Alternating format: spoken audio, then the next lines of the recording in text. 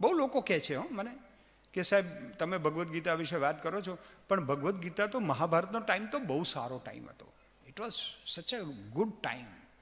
હવે અત્યારનો તો કળિયુગ છે, હવે અહીંયા ભગવદ્ ગીતા ક્યાં? મારા ભાઈઓ અને બહેનો, no time is good time, no time is bad time. એ વખતનો સમય પણ એટલો જ ખરાબ હતો જેટલો આપણો છે.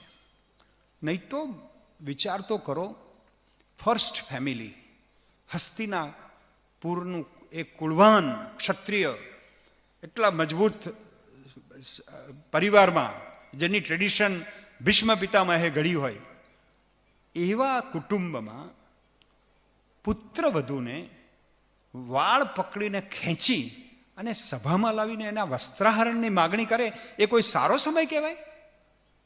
તો ખરાબ સમય હતો.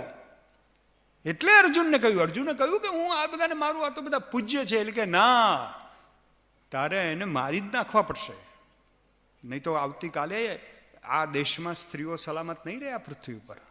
આ લોકોએ સ્ત્રીઓનું અપમાન, એક સ્ત્રીનું અપમાન થયું હતું ત્યારે મૌન રહ્યા હતા. They should be killed, they should be punished. એમને છોડાય નહીં, એ ગમે તેવા મોટા હોય. ચમરબંધી શબ્દ આપણે બહુ સહેલાઈથી વાપરીએ છીએ, પણ કૃષ્ણે બરાબર એને કહ્યું કે આ લોકો દે ડિઝર્વ ટુ બી પનિશ્ડ. ગમે તે માણસ હોય, તમે સ્ખલન થયું તમારું, તો યુ શુડ બી પનિશ્ડ. તમારા કર્મનો તમને બદલો મળવો જ જોઈએ, પનિશમેન્ટ મળવી જ જોઈએ. અને એટલા માટે you have to do it. આવતીકાલની સ્ત્રીઓની રક્ષા માટે પણ આ યુદ્ધ લડાવવું જોઈએ. એટલે પેલો ભાઈ બહુ આર્ગ્યુમેન્ટ કરે છે, ઇન્ટેલેક્ચ્યુઅલની માફક આર્ગ્યુમેન્ટ કરે. ઇન્ટેલેક્ચ્યુઅલ થવામાં બહુ ફાયદો થઈ ગયો છે હમણાં તો. શું, બે જરા કડક કોફી પીવો, જો સંસ્કારોનો વધારે થોડો અભાવ હોય તો સિગરેટ પીવો, એનાથી વધારે અભાવ હોય તો નરેન્દ્ર મોદીને બે ગાળ દો, એટલે તમે ઇન્ટેલેક્ચ્યુઅલ. બહુ સહેલું થઈ ગયું છે ઇન્ટેલેક્ચ્યુઅલ. અમે તો બહુ બૌદ્ધિક છીએ. મેં કીધું તમે બૌદ્ધિક નથી, તમે બુદ્ધિજીવી છો. બુદ્ધિજીવી એ વસ્તુ જુદી છે અને બૌદ્ધિક હોવું જુદું છે. એમ રૂપજીવીની હોય છે ને, એમ બુદ્ધિજીવી. આપણે બૌદ્ધિક થવું છે, આપણે ઇન્ટેલેક્ચ્યુઅલ થવું છે. અને એટલા માટે કૃષ્ણની પેલાનું જે કન્ફ્યુઝન છે ને, બહુ ભણેલો માણસ હોય છે ને, એનો આ પ્રોબ્લેમ છે. આજે છોકરાઓને એક વાક્ય બહુ ગમ્યું, એ મને શેર કરવા માંગુ છું.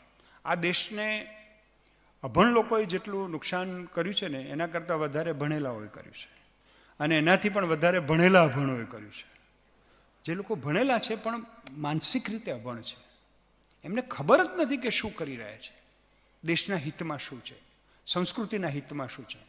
હું ટીકા નથી કરતો કોઈની, પણ વિચાર કરજો, બાળકની માસૂમિયતનો ગેરલાભ લઈને આપણે એને એની ભાષા એની પાસેથી ઝૂંટવી લઈએ છીએ, અંગ્રેજી માધ્યમમાં મૂકી દઈએ છીએ. આપણને એમ છે કે આઈએસ થઈ જાય, અમેરિકા જતો રહે. એવું કશું નથી. મને કોઈ ભાઈ કહેતા હતા કે તમારા ગુજરાતીઓને અંગ્રેજી બહુ નબળું છે. મેં તમારા દેશ, તમારા પ્રાંતમાંથી કોઈ નોબેલ પ્રાઇઝ મળ્યું હોય તો મને લિસ્ટ આપજો. એવું કંઈ હોતું નથી. અને ગુજરાતીઓ 126 દેશમાં છે. કોઈ રાજદૂતે એવી ફરિયાદ નથી કર્યું કે ગુજરાતીના નબળા અંગ્રેજીના લીધે એમની અર્થતંત્રને નુકસાન થયું હોય. ઓન ધી કોન્ટ્રરી, ગુજરાતીઓ જ્યાં ગયા છે ત્યાં પ્રોસ્પેરિટી વધી છે, સમૃદ્ધિ વધી છે, શાંતિ વધી છે. કારણ કે આપણા લોહીમાં વૈષ્ણવજન તો તેને રે કહીએ જે પીડ પર આવી જાણે રે. એ આપણે શીખવાડીએ છીએ. માતૃભાષા મફતમાં મળે છે. પાણીના પૈસા આપવા પડે છે, ગેસના પૈસા આપવા પડે છે. માતૃભાષા આપણને મફત મળે છે, એટલે આપણને એની કિંમત નથી. માતૃભાષાની કિંમત નથી. એટલે આપણા છોકરાને સંસ્કૃત, તમને ખબર નહીં હોય, જેમ જેમ માતૃભાષા તરછોડ છે ને, એમ ભગવદ્ ગીતા પણ તરછોડ છે. એના ગરબામાં એના પગનો થડકો પણ બદલાઈ જશે.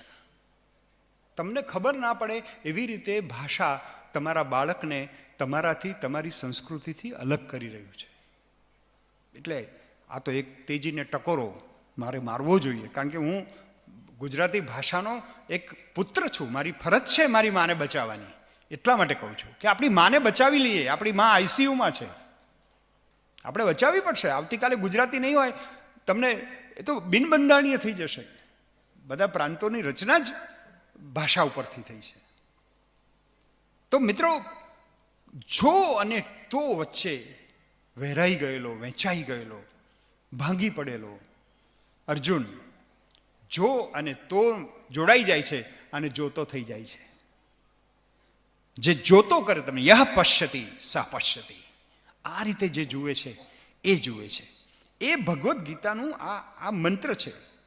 ભગવદ્ ગીતામાં ભગવાન એકદમ જબરજસ્ત, હું મોડર્ન ભાષામાં વાત કરું તો અત્યારે મોડર્ન સમય શું છે, નાવ, હાઉ એન્ડ વાવ, બધા કંઈ પણ હોય ને વાવ વાવ, મેં કહ્યું વાહ, હવે એમાં કશું ના થયું હોય, 42 રૂપિયાનો શર્ટ પહેરીને નીકળ્યો હોય અને 6 મહિનાથી કસરત ના કરી હોય, એ પાછો રૂપાળો લાગે એમ કે આપણને એમાં શું વાવ, પણ વાવ.